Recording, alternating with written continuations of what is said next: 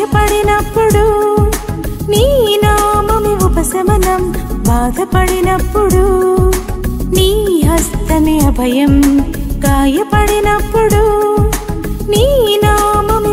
అందరికీ వందనములండి. ప్రభువైన యేసుక్రీస్తు నామములో మన వాక్యం చెప్పుకునే ముందు ప్రార్థన చేస్తాం. మహాపరిశుద్ధుడ, ప్రేమల తండ్రి, కృపగల ప్రభువా, అబ్రహాం దేవ, ఇస్సాకు దేవ, మరొకసారి నీ బిడ్డలకు వాక్యం చెప్పే గొప్ప భాగ్యాన్ని ఇచ్చారు. వందములు తండ్రి. బిడ్డల వాక్యం వినిచుండగా ఏ బిడ్డకి ఏ వాక్యం అవసరమో నీకు తెలుసు. ప్రతి వానికి ఆంతర్యం మెరిగిన వాడువు తండ్రి. ప్రతి బిడ్డతో మీరు మాట్లాడు ప్రభువా.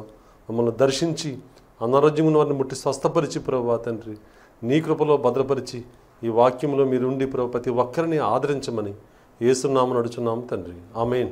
ప్రియులారా, మీకు అందరికీ వందనములు. ఈరోజు వాక్య జ్ఞానాంశం మత్తయి సువార్త 16వ అధ్యాయము 24వ వచనం. అప్పుడు యేసు తన శిష్యులను చూచి, ఎవడైనా నన్ను వెంబడింపగోరిన యెడల తన్ను తాను ఉపేక్షించుకుని తన సిలువనెత్తుకుని నన్ను వెంబడింపవలెను. తన ప్రాణమును పోగొట్టుకుని దాన్ని దక్కించుకొనును.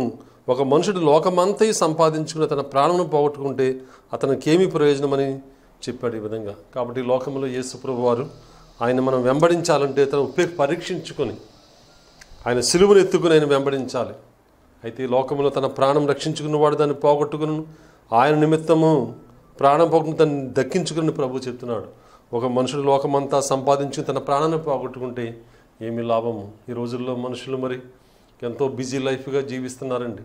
తమ ప్రాణాన్ని రక్షించుకోవడానికి, సుఖంగా ఉండడానికి ఎన్నో కంఫర్టబుల్ లైఫ్ జీవిస్తున్నారు. ఒక ధనవంతుడి గురించి యేసుప్రభు వారు చెప్పారు, నా ప్రాణమా తినుము, సుఖించుము, త్రాగుము అన్నాడు. అయితే దేవుడు మరి యేసుప్రభు వారు దేవుడు ఒక మాట అన్నాడు, వెర్రివాడా, ఇంగ్లీష్లో ఫూలిష్ మ్యాన్, వెర్రివాడా, ఈ రాత్రి నీ సమయం నీ ప్రాణం దేవుడు అడుగుతున్నాడని చెప్పాడు. ఈ లోకంలో మనుషుడు మరి ఇది నాది, బ్రతికుండగా ఈ ఆస్తి నాకుంది, అది ఉందని ఎంతో చూసి సంబరపడిపోతారు. ప్రభువు చెప్పాడు, ఒక మనుషుడు సర్వలోకమును సంపాదించుకుని తన ప్రాణమును పోగొట్టుకుంటే ఏమి ప్రయోజనము? ఈ లోకములో డబ్బు సంపాదన కాదు, దేవుడు నీకు కావాల్సిన, దేవుడికి తెలుసు నీకు ఏమి ఇవ్వాలో. అందుకే ప్రభు చెప్పాడు మత్తయి సువార్త 6వ అధ్యాయములో ఆఖరి వచనములో చెప్తున్నాడు యేసు ప్రభు వారు, నా నీతిని నా రాజ్యాన్ని మొట్టమొదట వెతకండి, తగినవన్నీ మీకు కలుగునని చెప్పాడు. అయితే యేసు ప్రభు మరి ఈ లోకములో యుగ సంబంధమైన మరి సైతానుడు అవిశ్వాసులైన నేతలను మనోగుడ్డితనం కలుగు చేసి సంపాదనలో పరిగెత్తు, ఇంకా సంపాదించు, ఇంకా సంపాదించు, ఇంకా సంపాదించని గుడ్డితనం కలుగు చేస్తున్నాడు. ఆ గుడ్డితనం వల్ల దేవుడిని చూడలేకపోతున్నాడు. ప్రతి మనిషి కూడా సంపాదనే జయమైపోతుంది. పిల్లరా, ఈ లోకంలో మనం చూస్తున్నాం, మనం ఎంతోమంది మహారాజులు, గొప్ప గొప్ప మహారాజులు మన దేశాన్ని పరిపాలించారు. గ్రేట్ అలెగ్జాండర్ ఎంతో మన దేశాన్ని సంపాదించి కొల్లగొట్టి మరి మన దేశానికి వెళుతుండగా, పాకిస్తాన్ యొక్క బార్డర్స్లో వెళుతుండగా అతనికి చిన్న ఒక దోమ కుట్టి మలేరియా వ్యాధి వచ్చి అక్కడే చనిపోయాడు. తన చేతులు బయట పెట్టింది, తన శవపేటికలో బయట పెట్టి ఊరేగించమని చెప్పాడు. ఈ లోకంలో ఒట్టి ఖాళీ చేతులతో తిరిగి నేను వెళ్ళిపోతున్నాను. ప్రియ సహోదరి, దేవుడు నిన్ను ప్రేమిస్తున్నాడు. నువ్వు ఎటువంటి వ్యక్తివైనా, నువ్వు కష్టాల్లో ఉన్నావా, బాధల్లో ఉన్నావా, ఆర్థిక సమస్యల్లో ఉన్నావా, నీ భారము ఆయన మీద పెట్టు. ఎవని మనసు ఆయన మీద ఆనుకున్న వాడిని పూర్ణ శాంతి గలవనగా దేవుడు చేస్తా అన్నాడు. నువ్వు భయపడవద్దు. దేవునికి నీ ఆర్థిక నీ కష్టాలు తెలుసు. నీ పాపాన్ని విడిచిపెట్టు. ఎందుకు దేవుడిని మనం వినట్లేదంటే ఆయనకి మనకి మన పాపములే అడ్డుగా వస్తున్నాయి. నమ్మదగినవాడు. పెద్ద పెద్ద ఘోర పాపములు చేయలేకపోయినా కోపమే గొప్ప పాపము, శాపము. నీలో కోపం ఉన్నదా? చాలామందికి కోపం సడన్గా వచ్చేస్తుంది, చిన్న చిటికలో వస్తుంది. మరి కీర్తనాకారుడు 37వ అధ్యాయం 8-9 వచనం చెప్తున్నాడు, కోపం మానము, ఆగ్రహం విడిచిపెట్టము, వ్యసన పడకం, అది కీడికే కారణం. కోపం వల్ల అనేక అనారోగ్యాలు వస్తాయి. మానవుడికి పక్షవాయువు వచ్చేస్తుంది, నరవ టెన్షన్ ఎక్కువ పెరిగిపోతున్నది. కోపం పడవద్దు, శాంతంగా ఉండు, ఇప్పుడు కూడా ప్రశాంతంగా ఉండు, దేవునికి ప్రార్థన చేయి. ద్వేషము, అసూయ, మత్సరము ఇవన్నీ కూడా విసర్జించమన్నాడు. తగ్గించుకొని నీ ఆలయాన్ని పరిశుద్ధంగా కాపాడుకుని. Your body is the temple of the god. నీ దేహము దేవుని ఆలయము. ఈ ఆలయంతో దేవుని నువ్వు స్తుతించు. ఈ లోకంలో డబ్బులు కాదు, ధనాపేక్ష సమస్తమైన కీడులకు మూలము.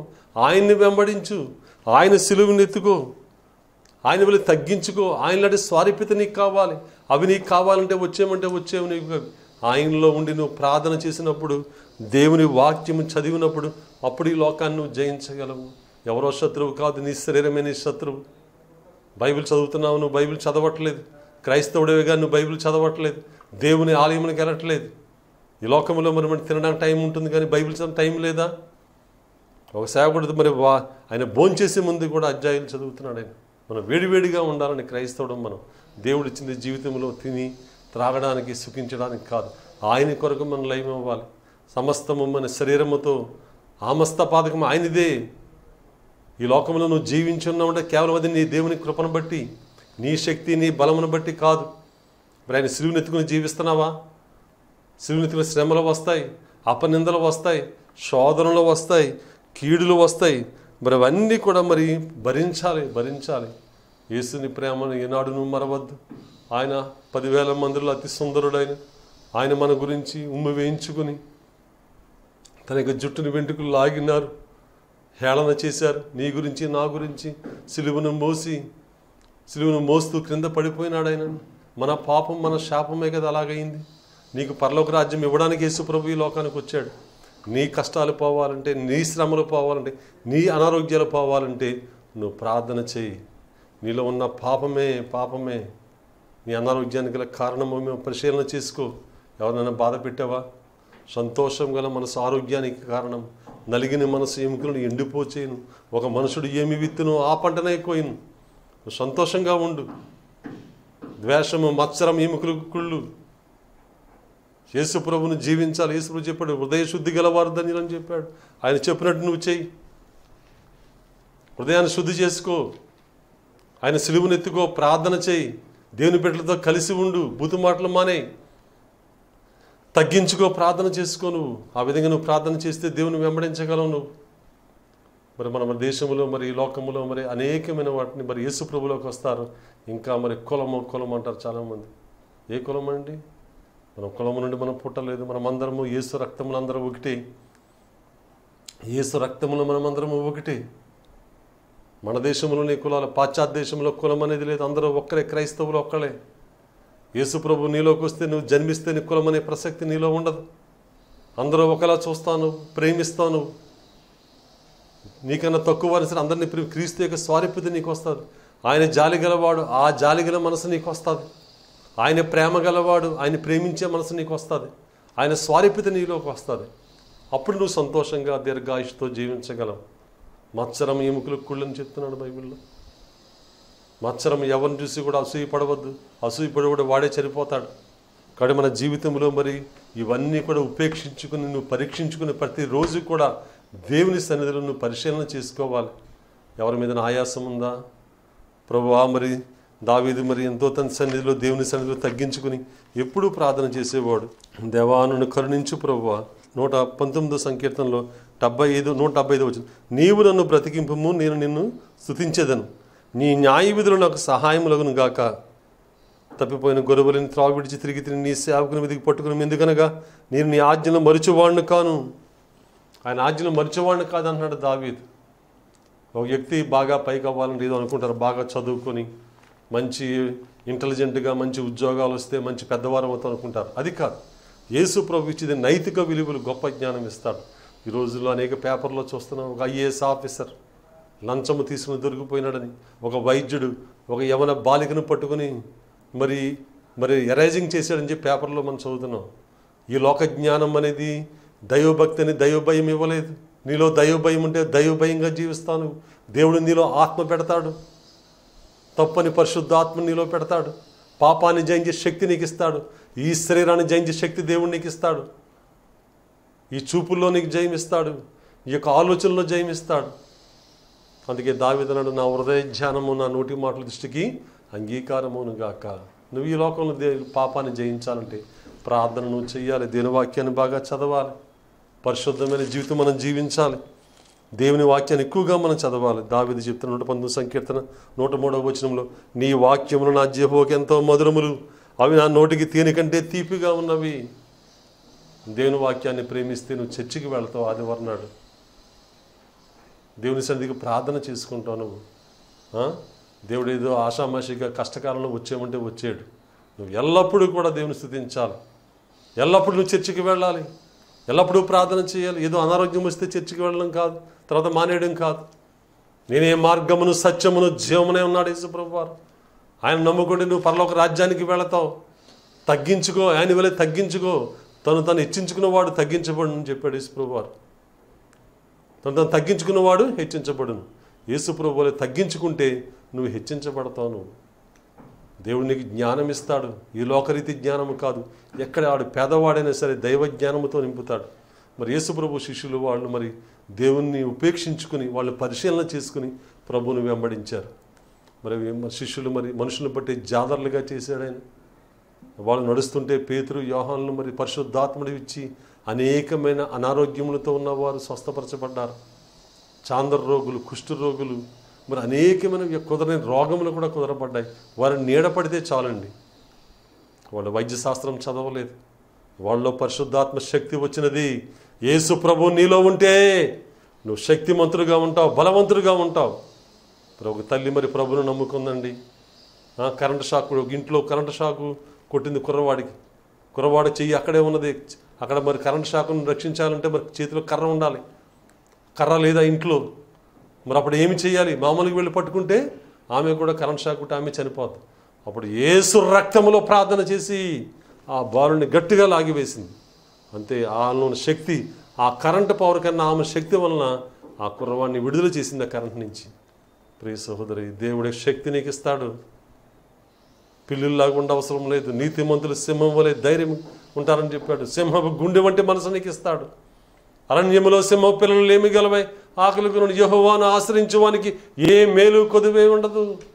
నేను దరిద్రంలో దేవుడు ఉంచడు, పేదరికంలో నిన్ను ఉంచడు, అప్పు చేసే చేయగా దేవుడు నిన్ను ఉంచడు, అప్పు ఇచ్చే చేయగా చేస్తాడు. అలాగే మరి తన పాత నిబంధనలో మనం చూసుకుంటే యోసేపు తన జీవితంలో తగ్గించుకున్నాడు, ఉపేక్షించుకున్నాడు, కష్టాలు పడ్డాడు. ఆనాడు ఆయన దేవాలయాలకు వెళ్ళలేదు, ధర్మశాస్త్రం చదవడానికి కూడా అవకాశం ఉందో లేదో తెలియదు.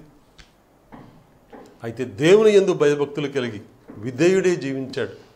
అబ్రహాం మరి ఇస్సాకు కూడా తన జీవితంలో తండ్రికి విధేయుడే జీవించాడు. అతను దహన బలి అర్పించినప్పుడు పడుకోమంటే పడుకున్నాడు, ఎదిరించలేదు. అందువల్ల అతను విధేయుడై మరి అతను ఆశీర్వదించబడి క్రమంగా దేవుడు ఆశీర్వదించాడు. ఈనాడు పిల్లలు అక్కడ కూర్చోమంటే కూర్చోవడం కష్టమైపోతుంది, వెళ్ళొద్దంటే వెళ్తున్నారు, అడిగి వాళ్ళతో మాట్లాడొద్దంటే దుష్టులు సాంగత్యం చేస్తున్నారు, ఏమి ఇవ్వద్దంటే అదే చేస్తున్నారు. తల్లిదండ్రులు ఎదిరిస్తున్నారు ఈ రోజుల్లో. నీ తల్లిదండ్రులు ఎదిరించవద్దు, తల్లిదండ్రులు దూషించువాని వాని దీపం కారు చీకటిలో ఆరిపోతుందని చెప్తున్నాడు సామెతల గ్రంథంలో. ఇస్సాకు ఆ విధంగా లోబడ్డాడు, దీవించబడ్డాడు. యాకోబు యోసేపులు కూడా మరి దీవించబడ్డాడు. ఇందువల్ల దేవునికి భయపడ్డారు. మనం దేవునికి భయపడి జీవించాలి, మనుషులకు కాదండి. Do or die. దానియేలు సింహబోన్లో వేసినప్పుడు కూడా సిలువనెత్తుకుని దేవుని మహింపరిచి దేవుని చూపించాడు అక్కడ.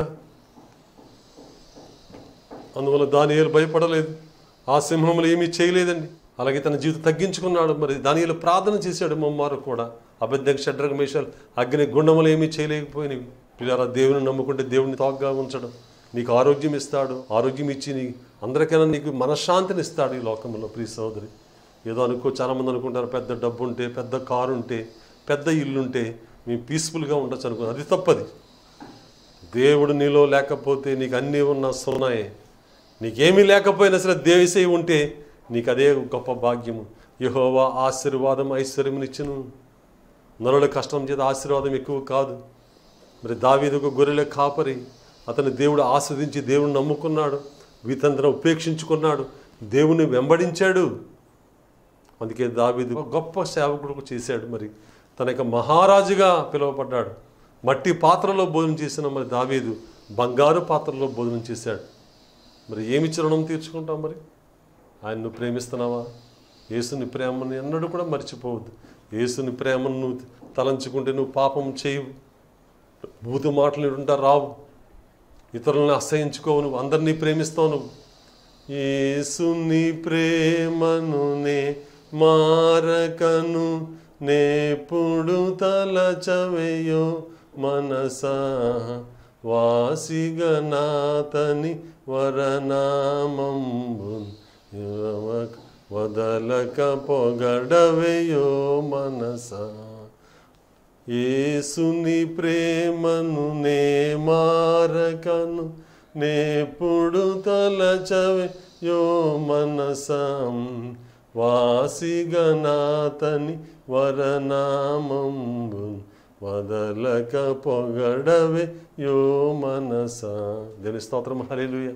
నువ్వు యేసుని వెంబడించే వల్ల ఈ లోకరీతిగా కాదు, నువ్వు చనిపోయిన తర్వాత పరలోకంలో నువ్వు జీవిస్తావు. యవన క్రియలు వారి వెంట వెళ్ళుని ప్రకటన గ్రంథంలో ఉన్నది. కాబట్టి ప్రియులారా, దేవుని మనం వెంబడించాలి. ఉపేక్షించుకో. అన్యాయంగా వచ్చిందని నువ్వు ఆశించవద్దు. నువ్వు ప్రార్థన చేయి, మారు మనసు పొందు, నీ పాపములు దేవుని దగ్గర ఒప్పుకో, ఆయన సిలువను ఎత్తుకో. మరి శ్రమకాల ధ్యానంలో ఉన్నాం. మరి లెంటు కాలం అంటారు. మరి లెంటు కాలంలో మరి అన్నీ కూడా మరి మీ సిగరెట్ మానేస్తారు, చాలామంది సినిమాలకు వెళ్ళడం మానేస్తారు. కొంచెం పవిత్రంగా ఉండి ఆడవాళ్ళు అయితే మరి పువ్వులు పెట్టుకోకపోవడం మానేయడం, మాంసం తినడం మానేయడం చేస్తారు. మరి లెంటు కాలం అయిన తర్వాత మళ్ళీ మామూలే, అన్నీ తినేయడం, బూతు మాటలు అన్నీ తిట్టేయడం.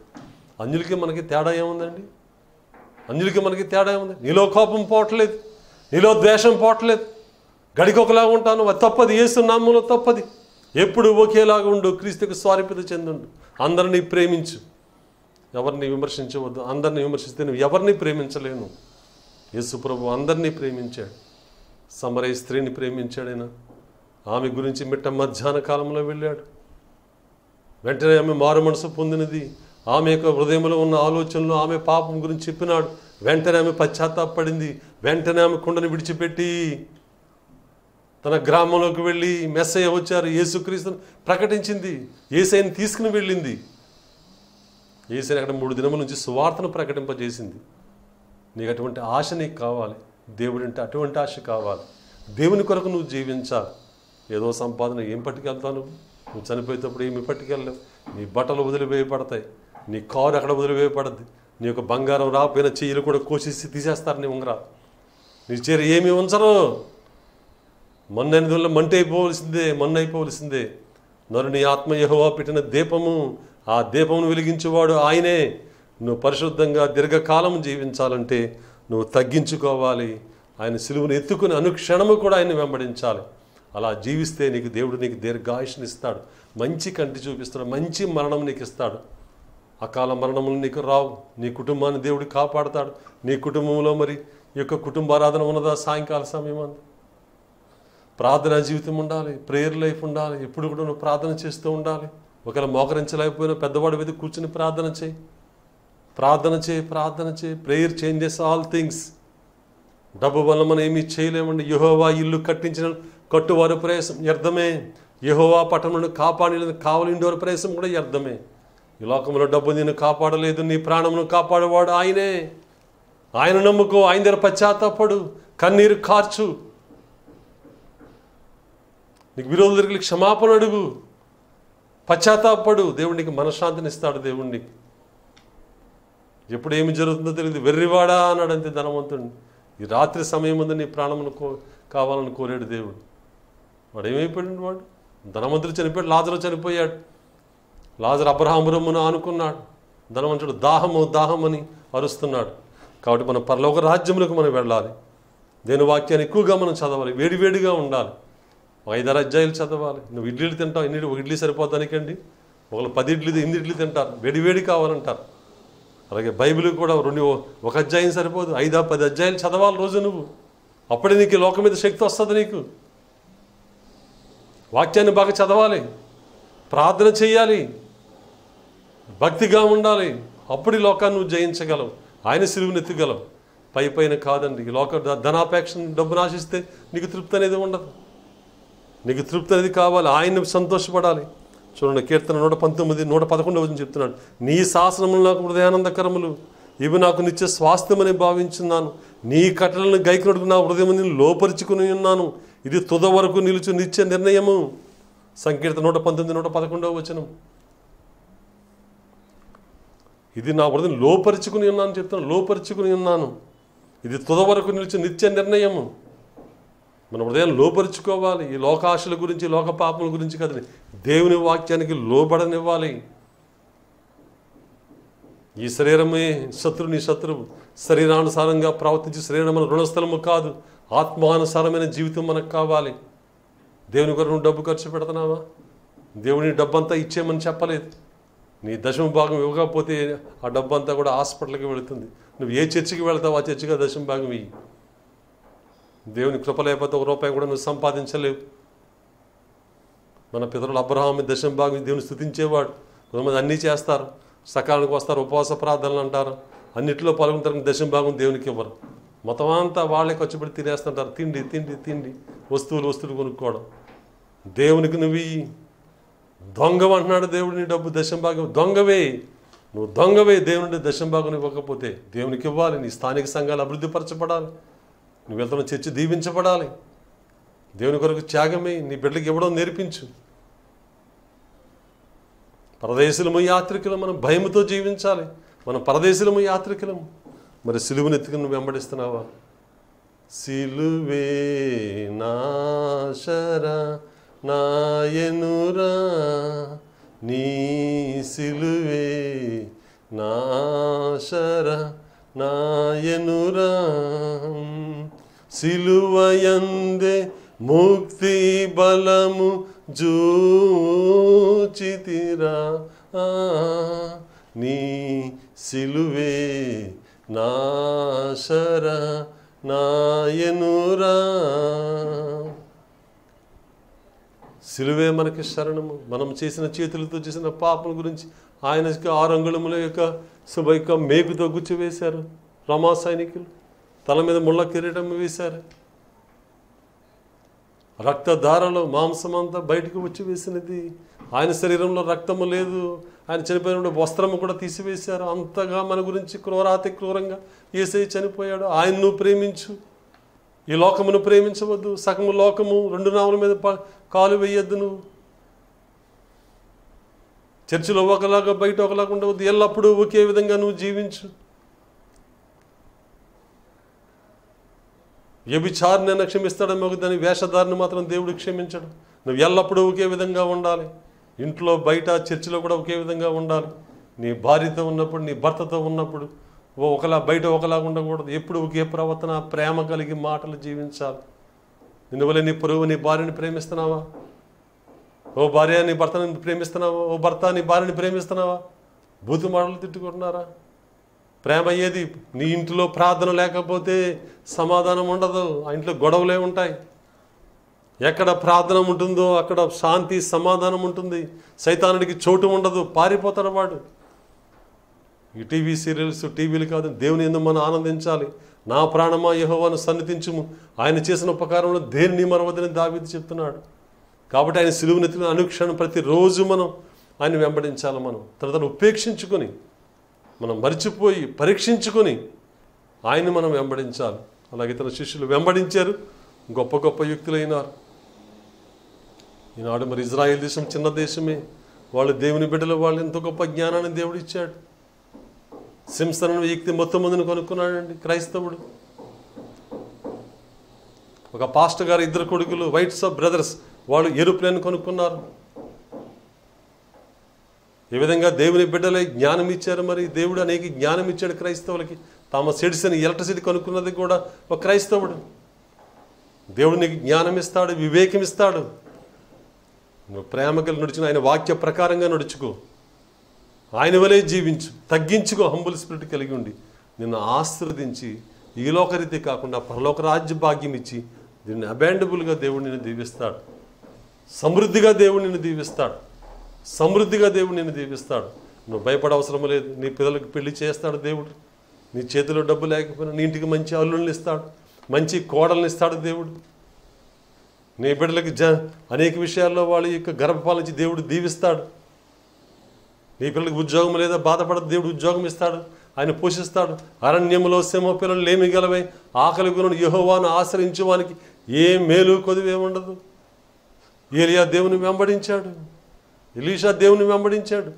వాళ్ళు కరువు దినాల్లో కూడా పోషించబడ్డాడు. 3.5 సంవత్సరములు కాకోలం ధర పోషించాడండి ఏలియా గారు. నువ్వు దేవుణ్ణి వెంబడిస్తే దేవుడు నిన్ను పోషిస్తాడు.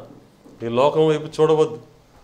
సిలువనెత్తుకుని ప్రతి క్షణం, ప్రతిరోజు, ప్రతి నిమిషము, ప్రతి సెకండ్ కూడా క్రీస్తు వైపు చూడు. ఆయన వలే నువ్వు జీవించు. ఈ లోకరీతిగా కాదండి, ఈ లోకరీతి మాటలు కాదు. క్రైస్తవులుగా మాట్లాడాలి. ఈ లోకరీతి మాటలు మాట్లాడకూడదు. మనం జాగ్రత్తగా మనం జీవించాలి. దావీదు చెప్తున్నాడు చూడండి, ఏ పాపమును నేలనీయకము. కీర్తన 119:136. జనులు నీ ధర్మశాస్త్రము అనుసరింపపోయినందుకు నా కన్నీరు ఏరులే పారుచున్నది. దేవుని కొరకు నువ్వు మారు మనసు పొంది అనేక మంది దేవుడు నిన్ను అగ్ని నుంచి రక్షించాడు. అనేక మందిని కూడా నువ్వు రక్షించాలి. యేసుప్రభుని చనిపోయిన తర్వాత ఈ లోకంలో ఎంత డబ్బు సంపాదించావు, ఈ లోకంలో ఏమి దేవుడు యేసుప్రభు యేసే నిన్ను అడగడు. ఒకటే నిన్ను అడుగుతాడు, నువ్వు ఎన్ని ఆత్మలు సంపాదించావు. ఈ లోకంలో ఉండగా నీకు ఇల్లు కావాలి, కారు కావాలి, అన్నీ కావాలి, మంచిదే. మరి పరలోక రాజ్యం చనిపోయిన తర్వాత ఈ శాశ్వతమానికి లోకము, మరి అక్కడ పరలోక రాజ్యం కావాలి, పరలోకంలో బంగారు సింహాసనం కావాలి.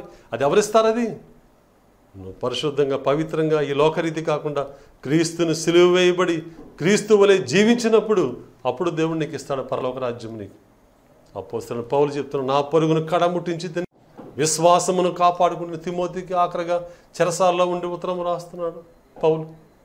నీ పిల్లలకు నువ్వు చెప్పగలవా, నువ్వు ధైర్యంగా వాక్యపు నడుచుకోమని, ఆయన సిలువనెత్తుకోమని?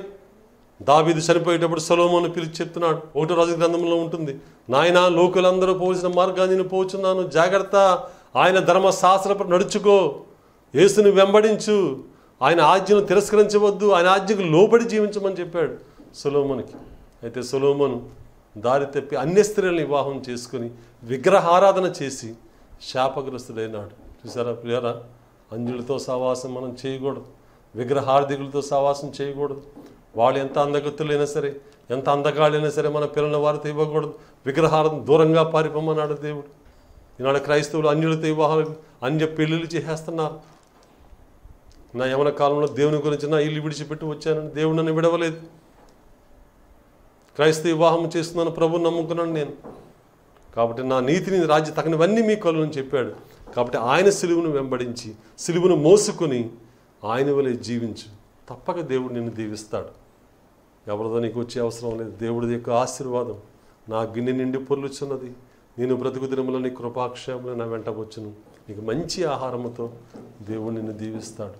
మంచి బట్టలు ఇచ్చి, నీకు ఆరోగ్యాన్ని ఇచ్చి, నీ బిడ్డలకు ఉద్యోగాలు ఇచ్చి, ఏది కూడా లోటు లేకుండా నీకు ఏమి కావాలో ఆ సమయానికి ఆ వస్తువులు ఆ యొక్క సమకూర్చి దేవుడు నేను కాపాడుతాడు. ఎప్పుడు ఆయన నీతిని రాజ్యాన్ని మొట్టమొదటి వెదికి ఆయన సిలువును మోసి ఆయన నువ్వు ఉపేక్షించుకొని పరిశీలన చేసుకుంటూ రోజు కూడా ఆయనలో ఎదిగితే తప్పక దేవుడు నిన్ను దీవిస్తాడు. ఆయన దీవించక మానడు. ఆయన యొక్క కనుదృష్టి లోకమంతా సంచారం చేయుచున్నది. ఆయన ఇందు భయభక్తులు గల వారిని కాపాడే విధంగా. ఈ లోకం చూసి ఎప్పుడు ఏడవద్దు. ఏడ్చేవాడు త్వరగా చనిపోతాడు, కోప్పడేవాడు త్వరగా చనిపోతాడు.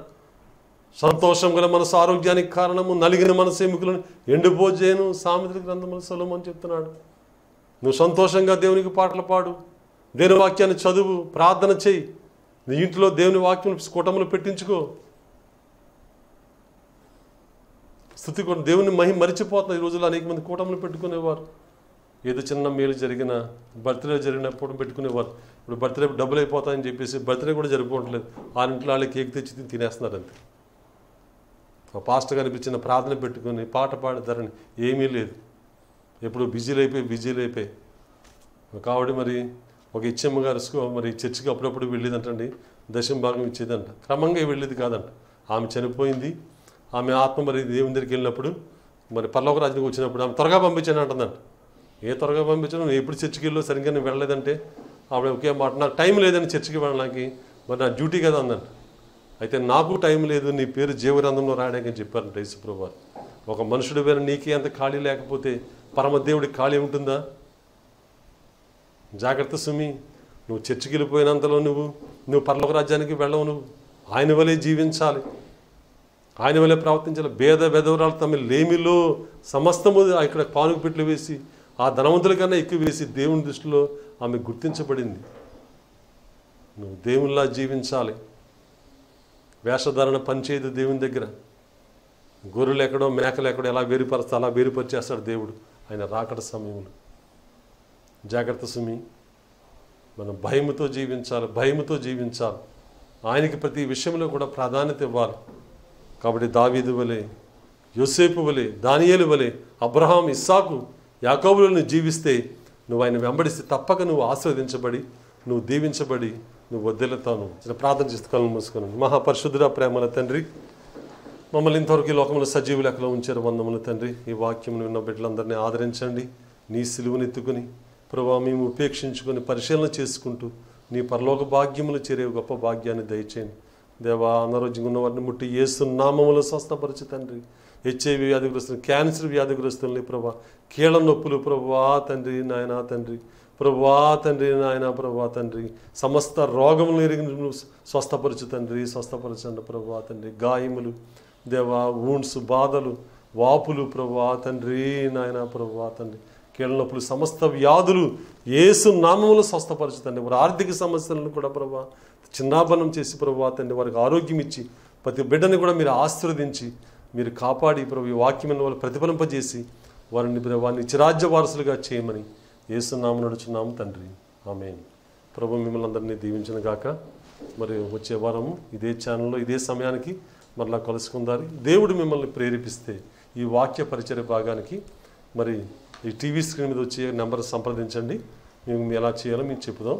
మీ ప్రార్థన విన్నపాలు కూడా మాకు తెలియపరచండి, మేము ప్రార్థన చేస్తాం. ఈ టీవీ పరిచర్య గురించి ప్రార్థన చేయండి. కాబట్టి మీరు ఉత్తరం కూడా రాయవచ్చు. మీ సమస్యలు, మీ ఇబ్బందులు అన్నీ కూడా మీ గురించి ప్రత్యేకంగా మేము ప్రార్థన చేస్తాం. అందరికీ వందనాలండి. God bless you.